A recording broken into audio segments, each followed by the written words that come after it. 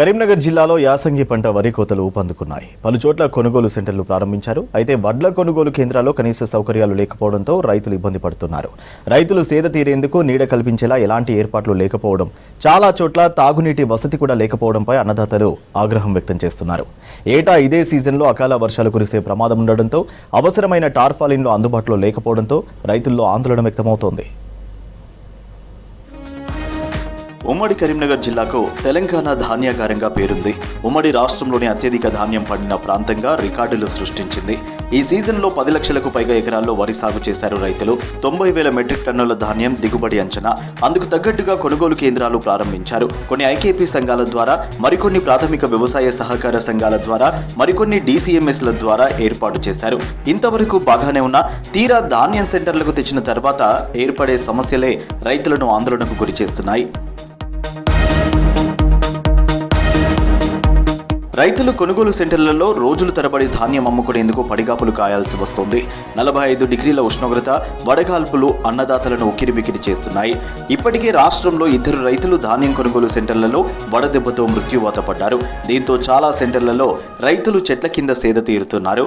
నిర్వాహకులు ఎలాంటి వసతులు కల్పించకపోవడంపై ఫైర్ అవుతున్నారు.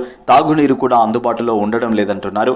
కొనుగోలు సెంటర్ల నిర్వాహకులకు వేలాది రూపాయల కమిషన్ సొమ్ము వస్తున్నా రైతుల సంక్షేమం కోసం కనీస వసతులు ఏర్పాటు చేయకపోవడంపై ఆగ్రహం వ్యక్తం చేస్తున్నారు రైతులు. కుప్పల మీద పత్రాలు కప్పి వర్షం నానాల రైతు అంతే ఉన్నది, కానీ నీళ్ళు బిల్లు ఉంటాయి, నీళ్ళు ట్యాంక్ పెడితే అన్నీ ఉన్నాయి. ఎండకు వారా గదేనయ్యా, ఇంకేముంటుంది అందులో ఏది లేదు. ఇక సవలత్ ఎందుకు ఒక షెటర్ వస్తే అంటే మంచిగా షెటర్ కింద వర్షం పిలిచి వస్తే కొంచెం సంచులో పెంచడం పెట్టుకుని ఉంటాం. తాటి పత్ర కప్పమంటే ఆగలేదు, కళ్ళు రెండిపోయినాయి, మొత్తం ఇందుకెళ్ళి నీళ్ళు వారినాయి, పత్ర అస్సలు ఆగలేదు, మొత్తం లేచిపోయింది, బండలు లేచిపోయినాయి.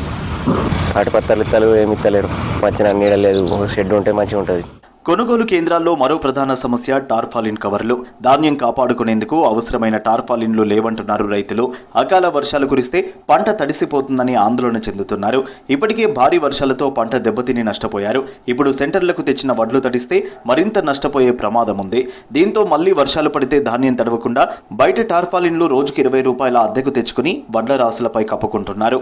మాకు ఎలాంటిది సౌకర్యం లేదు, కానీ ఎవరు పట్టించుకుంటలేరు.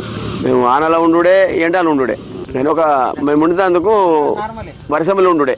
గవర్నమెంట్ పత్రాలు ఇవ్వాలి, వాటి మీద కప్పుకుంటేందుకు ఓన్లీ నానిపోయి లాకలే వస్తున్నాయి, ఖరాబ్ అవుతున్నాయి. వడ్ల కొనుగోలు సెంటర్లన్నీ దాదాపుగా గుట్టల కింద, మైదాన ప్రాంతాల్లో, లోతట్టు ప్రాంతాల్లో ఏర్పాటు చేశారు. వర్షం పడితే చుట్టుపక్కల వర్షం నీరంతా సెంటర్లోకి వచ్చి వడ్లు కొట్టుకుపోతున్నాయి. ఇలాంటి పరిస్థితి తలెత్తకుండా వరద నీరు కళ్ళల్లోకి రాకుండా చర్యలు తీసుకోవాలని కోరుతున్నారు రైతులు.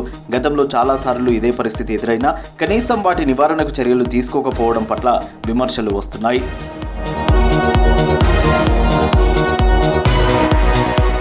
ఇప్పటి నుంచి దాదాపు మరో నెల రోజుల పాటు ధాన్యం కొనుగోలు జరగనున్నాయి. ఇకనైనా కొనుగోలు సెంటర్ల నిర్వాహకులు తగిన సౌకర్యాలు కల్పించాలని కోరుతున్నారు రైతులు.